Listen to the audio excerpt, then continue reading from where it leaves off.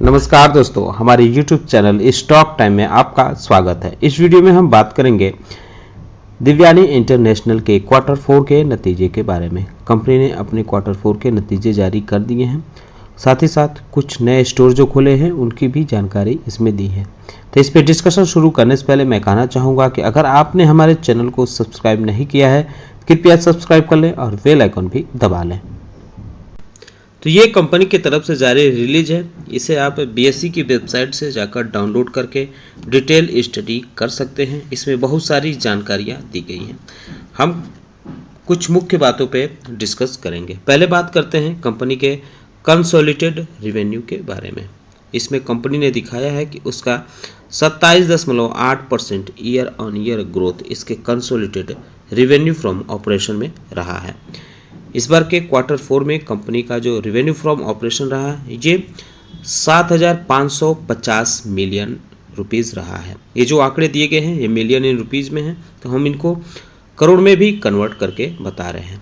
तो इस बार के क्वार्टर 4 में कंपनी का जो रेवेन्यू रहा है ये 755 करोड़ रुपए रहा है, जबकि पिछले साल के क्वार्टर 4 में 590 करोड़ रुपए के आसपास रहा था। यानी इसका जो रेवेन्यू है ये काफ़ी इसमें अच्छी खासी बढ़त देखने को मिल रही है। वहीं स्टोर में भी अच्छी खासी बढ़त देखने को मिल रही है, क्योंकि पिछले साल के क्वार्टर 4 में कंपनी के 938 स्टोर थे जो इस साल बढ़कर 1243 हो गए। वहीं क्वार्टर 3 की बात करें तो क्वार्टर 3 में कंपनी का रेवेन्यू फ्रॉम ऑपरेशन 790 करोड़ रुपए रहा है। इस हिसाब से अगर देखें तो इसका क्वार्टर ऑन क्वार्टर जो रेवेन्यू फ्रॉम ऑपरेशन है ये गिरता हुआ देखने को मिल रहा है।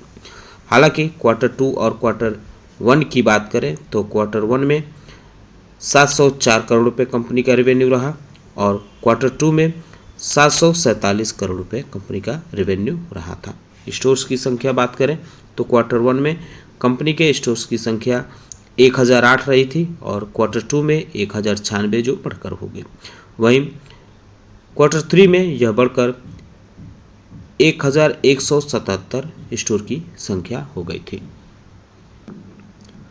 अगर इसके अलग अलग सेगमेंट जैसे KFC, PH और कोस्टा के बारे में बात करें तो इस बार के क्वार्टर 4 में कंपनी के जो KFC है उसके रेवेन्यू फ्रॉम ऑपरेशन में 26% की ईयर ऑन ईयर ग्रोथ देखने को मिली है। कंपनी ने बताया है कि उसका 444 करोड़ रुपए इस बार के क्वार्टर 4 में रेवेन्यू फ्रॉम ऑपरेशन रहा है। PH 170 करोड़ रुपए रेवेन्यू फ्रॉम ऑपरेशन रहा, इसमें 16% की ईयर ऑन ईयर ग्रोथ रही है। लेकिन अगर कोस्टा की बात करें तो इसमें ज़बरदस्त उछाल देखने को मिल रही है। 142% की रेवेन्यू फ्रॉम ऑपरेशन में ग्रोथ देखने को मिल रही है। यह 33 करोड़ रुपए के आसपास रहा है। वहीं कंपनी के टोटल एक्सपेंस की बात करें तो इस बार के क्वार्टर 4 में कंपनी का टोटल एक्सपेंस 724 करोड़ रुपए के आसपास रहा है, जो पिछले साल के क्वार्टर 4 के मुकाबले ज़्यादा है, क्योंकि पिछले साल के क्वार्टर 4 में 547 करोड़ रुपए कंपनी का टोटल एक्सपेंस रहा था। वहीं क्वार्टर 3 में 725 करोड़ रुपए रहा था। अगर इसके PBT की बात करें यानी प्रॉफिट बिफोर टैक्स के, तो इस बार के क्वार्टर 4 में कंपनी का 41 करोड़ रुपए PBT रहा है, जो पिछले साल के मुकाबले कम है, क्योंकि पिछले साल के क्वार्टर 4 में 42 करोड़ रुपए इसका कंपनी का PBT रहा था। वहीं क्वार्टर 3 में 64 करोड़ रुपए कंपनी का PBT रहा था। यानी जो कंपनी का प्रॉफिट बिफोर टैक्स है ये ईयर ऑन ईयर के हिसाब से और क्वार्टर ऑन क्वार्टर के हिसाब से भी इसमें गिरावट देखने को मिल रही है। अगर प्रॉफिट फॉर द पीरियड की बात करें तो इसमें भी गिरावट देखने को मिल रही है, क्योंकि पिछले साल के क्वार्टर 4 में कंपनी का प्रॉफिट 75 करोड़ रुपए दर्ज किया था, जो इस बार घटकर 59 करोड़ रुपए के आसपास आ गया है। वहीं क्वार्टर 3 में 71 करोड़ रुपए के आसपास कंपनी का प्रॉफिट रहा था। क्वार्टर 4 में कंपनी का जो EBITDA रहा है ये 151 करोड़ रुपए के आसपास रहा है। ये तो हो गया कंपनी के कंसोलिडेटेड रिजल्ट के बारे में। अब बात करते हैं इसके स्टैंड अलोन परफॉर्मेंस पे नज़र डाल लेते हैं। तो कंपनी का टोटल इनकम जो रहा है स्टैंड अलोन ये 678 करोड़ रुपए के आसपास रहा है, जो पिछले साल कि क्वार्टर 4 में 532 करोड़ रुपए था, इस बार के क्वार्टर 3 में 705 करोड़ रुपए के आसपास रहा था। तो क्वार्टर ऑन क्वार्टर कंपनी का टोटल जो इनकम है ये गिरता हुआ देखने को मिल रहा है, लेकिन ईयर ऑन ईयर के हिसाब से इसमें अच्छी खासी ग्रोथ नजर आ रही है। अगर कंपनी के स्टैंड अलोन टोटल एक्सपेंस की बात करें तो इस बार के क्वार्टर 4 में कंपनी ने 648 करोड़ रुपए टोटल खर्च किया है, जो पिछले साल के मुकाबले ज़्यादा है।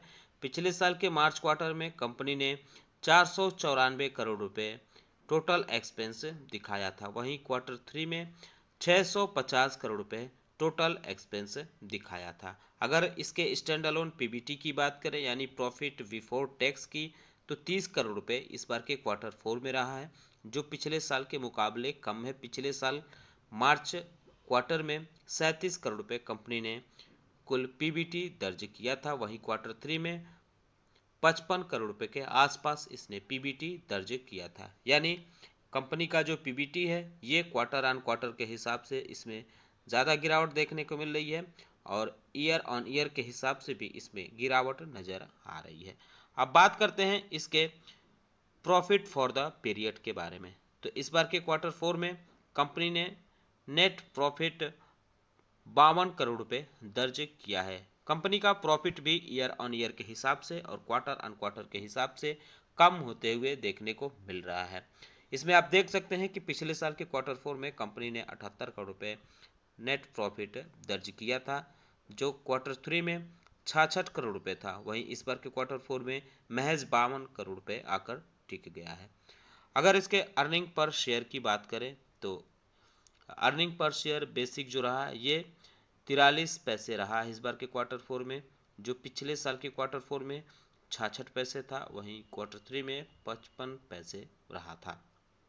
तो कुल मिलाकर कहें तो कंपनी का जो कंसोलिडेटेड रेवेन्यू है वो तो बढ़ा है, लेकिन जो उसका प्रॉफिट है कंसोलिडेटेड वो कम होते हुए देखने को मिल रहा है क्वार्टर ऑन क्वार्टर के हिसाब से और ईयर ऑन ईयर के हिसाब से। वहीं अगर स्टैंड अलोन इसके रेवेन्यू की बात करें तो इसमें भी एक तरह से ईयर ऑन ईयर के हिसाब से उछाल तो देखने को मिल रही है, लेकिन क्वार्टर ऑन क्वार्टर के हिसाब से इसमें इसके टोटल इनकम में गिरावट है। हालांकि प्रॉफिट में तो चौतरफा गिरावट देखने को मिल रही है। तो इस हिसाब से अपनी योजना बना सकते हैं। नतीजों के ऐलान के बाद कंपनी के शेयरों में भारी बिकवाली देखने को मिल रही है। फिलहाल बाजार टाइम में इसके शेयरों में 4% से ज़्यादा की गिरावट देखने को मिल रही है। अगर इसके पिछले 5 दिनों के परफॉर्मेंस की बात करें तो 1% की गिरावट है। एक महीने की बात करें तो इसमें 9% के आसपास की हरियाली है। तो कुल मिलाकर ये भी कह सकते हैं कि जो नतीजे हैं ये निवेशकों को रास नहीं आया और ये गिरते हुए देखने को मिल रहा है इसका शेयर।